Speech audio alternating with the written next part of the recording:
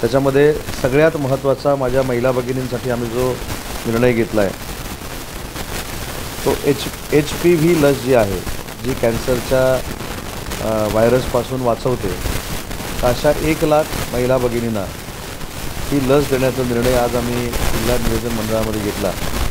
आणि त्याचबरोबर cancer डिटेक्शनची van ही आरोग्य विभागाची असली पाहिजे, यावर देखील आमच्या सगळ्यांचं एकमत झालं आणि ते देखील व्हॅन मॅमोग्राफी मॅन ही रत्नागिरीमध्ये घेण्याचा आम्ही आज तत्वतः निर्णय घेतला आणि त्याला पैसे आम्ही उपलब्ध करून देणार आहोत। नियोजन मंडळाचे अनेक जे विषय मागच्या बैठकीमध्ये चर्चेले होते ते देखील आम्ही सगळ्यांनी मिळून पूर्ण केलेत।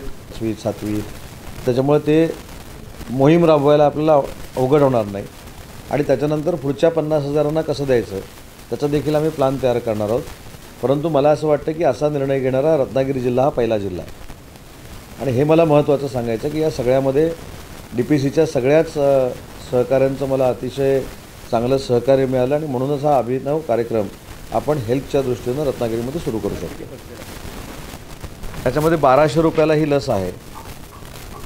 तर पहिले 5,000 किती 50,000चा जरी टप्पा धरला तरी 6 कोटी रुपये झाले। 12 तारखेला कृषी पर्यटन आणि आंबा महोत्सव असा एकत्र आपण करतो।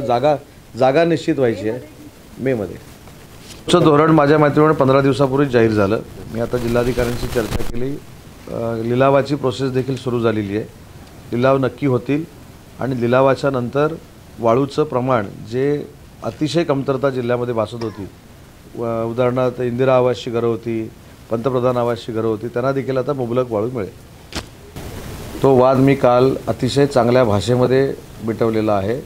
हेल्थचे डेप्युटी डायरेक्टर हे रत्नागिरीमध्ये मी काल बोलवलेले होते, त्यांच्याबरोबर डीनची, CS ची आणि सगळ्या यंत्रणेची आमची चर्चा झाली। त्यांना योग्य तो समज दिलेला आहे। तुमच्या श्रेयवादामुळं किंवा तुमच्या मी कोण मोठा आणि मी कोण छोटा ह्याच्या वादामध्ये पेशंट भरडता कामा नयेत या स्पष्ट सूचना दिलेल्या आहेत आणि याच्यामध्ये सुधारणा जर झाली नाही तर त्याचा रिपोर्ट कलेक्टर CS कळवतील असं देखील सांगण्यात आलं आहे। टाइम्स डिजिटलला लाईक करा, शेअर करा, सबस्क्राइब करा आणि बेल आयकॉन दाबायला विसरू नका। Times digital.